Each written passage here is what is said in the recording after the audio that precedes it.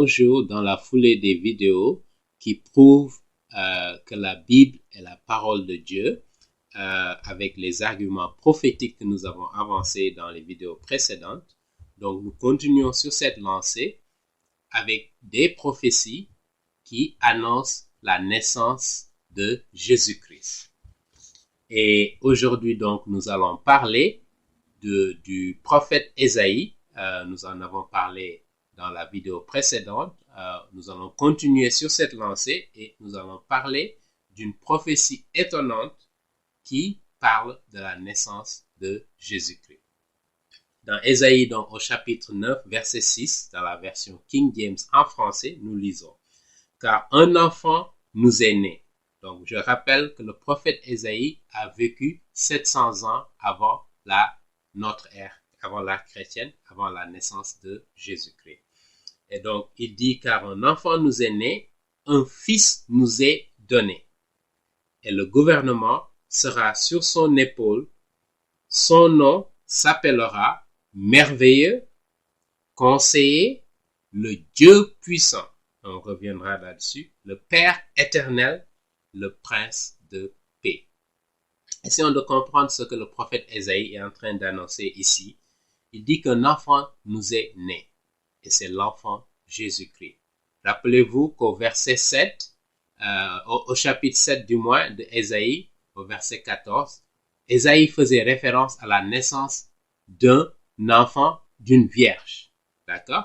Et son nom s'appellerait Emmanuel, qui veut dire Dieu avec nous, Dieu qui demeure parmi nous. Et ici, il nous dit qu'un enfant nous est né. Un fils nous est donné. Vous voyez la différence entre un enfant qui naît et un fils qui est donné. Un fils qui est donné, ça veut dire que le fils a existé d'abord. Un fils qui est donné, ça veut dire le fils est déjà là. D'accord? Parlant de Jésus-Christ comme le Fils de Dieu. Parce que en tant que Fils de Dieu, il n'a jamais été né. D'accord? Parce qu'il a existé de toute éternité, si vous voulez. D'accord? Parce que Dieu étant Dieu le Père. D'accord? Vous ne pouvez pas être père tant que vous n'avez pas un enfant, un garçon ou une fille. D'accord? Vous n'êtes père, on vous appelle père, que le jour où vous avez un enfant. Voilà.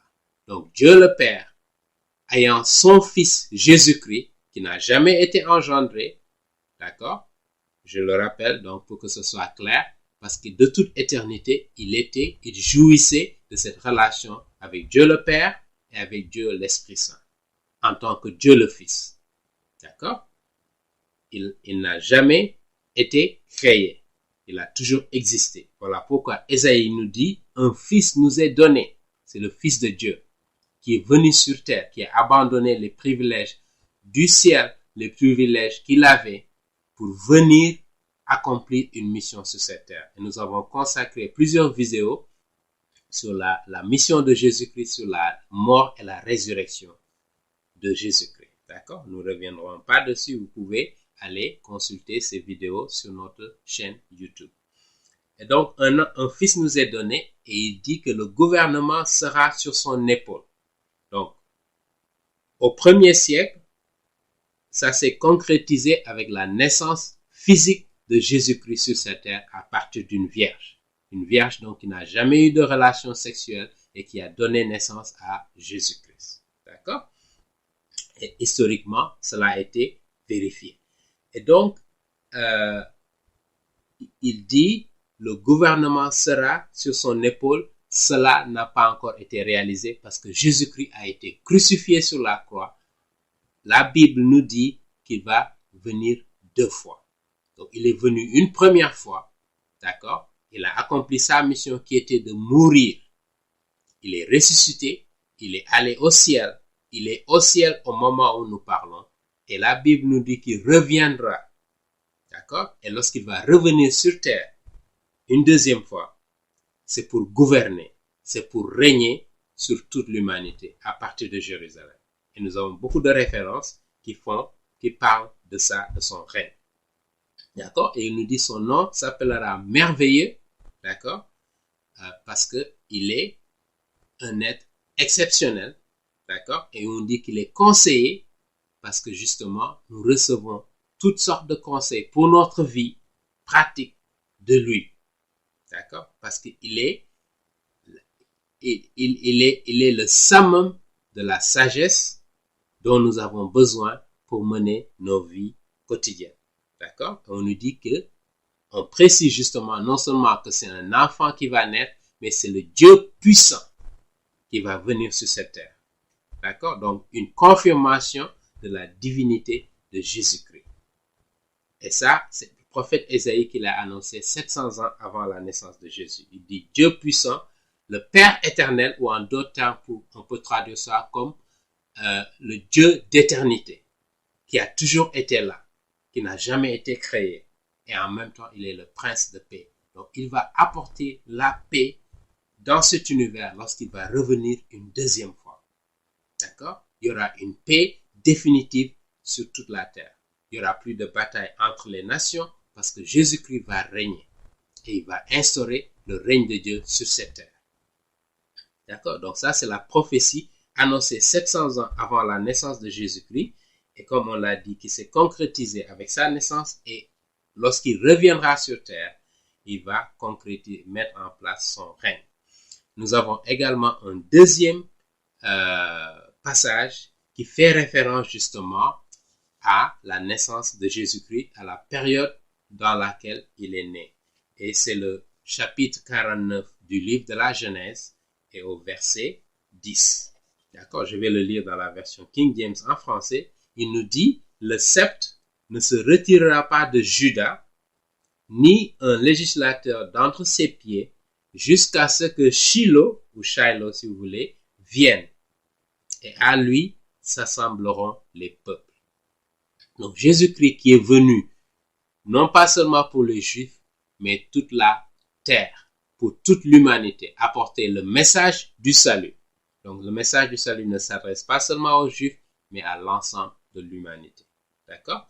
Et aujourd'hui, nous prêchons ce même message à toute l'humanité, pour que l'humanité puisse arriver à la connaissance du Dieu de cet univers, Dieu d'Abraham, Dieu d'Isaac et Dieu de Jacob, et que l'humanité puisse retrouver une communion et avoir l'espérance et l'assurance de la vie éternelle lorsqu'il quitte cette terre. Voilà le message que Jésus est venu apporter. Maintenant, essayons de comprendre le contexte dans lequel cette prophétie encore qui a été annoncée par Jacob.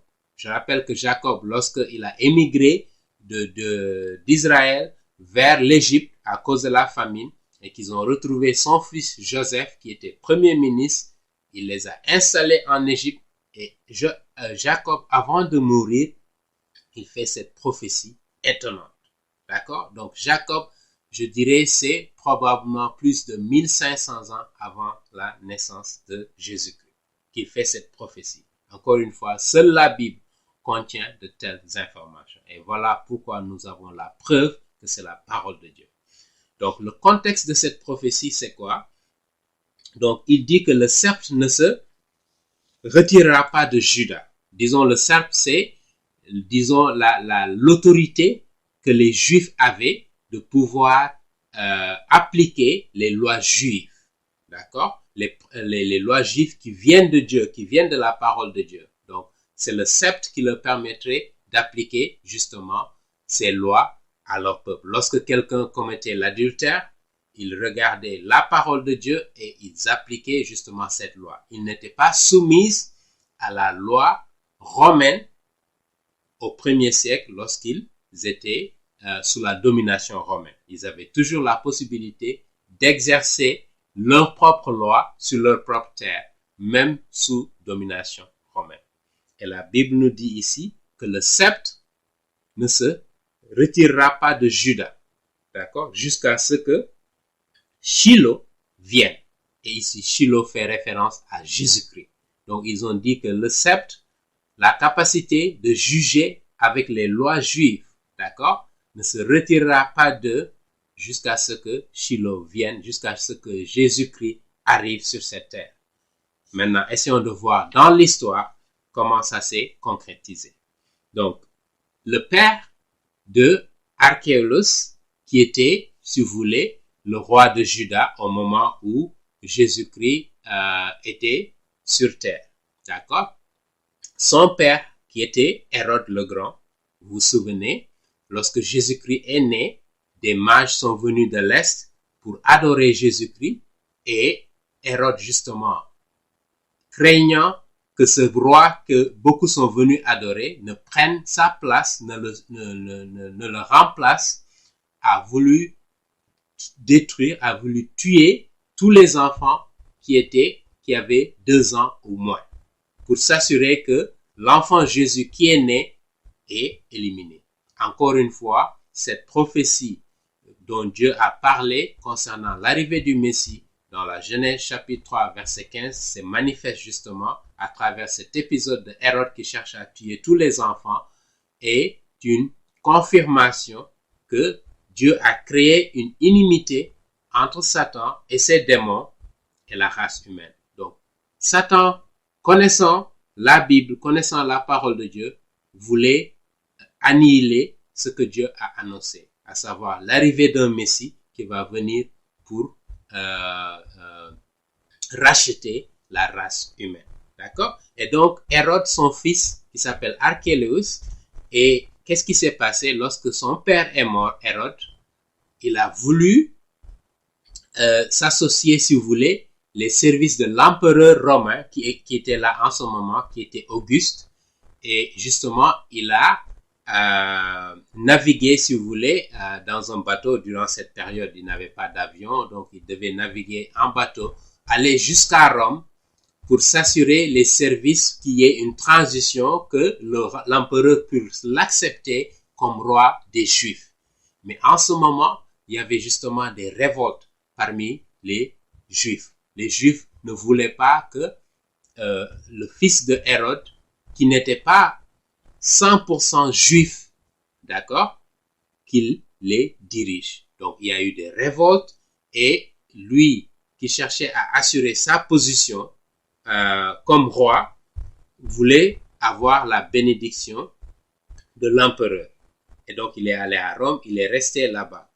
Et donc, pendant qu'il était là, les révoltes continuaient des Juifs et le gouverneur syrien était obligé d'intervenir, d'accord, pour arrêter cette révolte, et il y a eu même près de 2000 Juifs qui ont été morts, qui ont été tués. Maintenant, avec l'intensification des révoltes des Juifs, l'empereur a décidé, lorsque Archélaus est revenu, de lui adresser une lettre pour lui dire de s'exiler en France, d'accord? Et il décida lui-même d'annexer la Judée, d'accord? Sous l'Empire romain. Et lorsqu'il a décidé de faire cela, justement, le sceptre qui permettait aux religieux d'appliquer les lois juives a été totalement interrompu, d'accord? Avec les lois romaines maintenant qui vont être appliquées aux Juifs lorsqu'il y avait problème. Parce que justement, l'empereur romain voulait prendre contrôle, s'assurer qu'il maîtrise lui-même la situation. Et c'est ainsi que le sceptre dont parlait Jacob, justement, sur son lit de mort, lorsqu'il s'apprêtait à mourir, correspond exactement à ce qui s'est passé. Il dit que donc, jusqu'à ce que l'enfant Jésus vienne, le sceptre ne se retirera pas de Juda. Donc, Jésus-Christ qui est né en l'an 4 avant Jésus-Christ, je rappelle qu'il n'est pas né au 1er siècle, contrairement à ce que beaucoup disent, parce qu'il est né avant la mort de Hérode. Et Hérode est mort en l'an 4 avant Jésus-Christ. D'accord? Et Jésus-Christ est né bien avant la mort de Hérode, parce que Hérode, justement, voulait le tuer à sa naissance. Et c'est ainsi que Jésus-Christ est né, et les Juifs, les religieux juifs qui étaient là, lorsqu'ils ont vu cette déposition, cette annexation de l'empereur romain de la province de Judée, ils ont pensé que la parole de Dieu a été brisée. Parce que selon Genèse chapitre 49, verset 10, Jacob avait annoncé que le sceptre ne sera pas retiré de Juda. Et ça a été retiré de Juda et il n'avait pas vu l'enfant Jésus-Christ naît. Mais c'est sans compter que l'enfant était déjà né, il avait quitté, fuir avec ses parents en Égypte et il est revenu à Nazareth. D'accord? Pendant qu'il avait peut-être 6 ans, autour de cela. Il était effectivement là, mais les chefs religieux juifs ne le savaient pas. Et donc, ils sont allés dans les rues de Jérusalem en haillons pour montrer que la parole de Dieu a été brisée. D'accord? Parce que la parole de Dieu est sacrée et ne peut être brisée. Et là, comme ils n'ont pas vu l'arrivée du Messie, ils se sont dit, Dieu, la parole de Dieu est brisée. D'accord? Et voilà encore une autre prophétie annoncée 1500 ans avant la naissance de Jésus qui confirme l'histoire qui s'est effectivement passée et que nous pouvons vérifier aujourd'hui.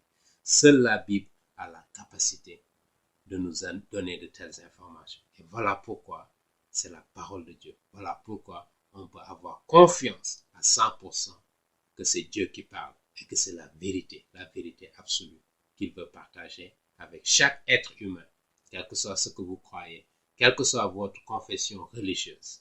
C'est la parole de Dieu et il a une seule parole qui se trouve dans la Bible. Je m'arrête là. Nous allons continuer dans une autre vidéo encore sur cette série consacrée aux preuves que la Bible est la parole de Dieu.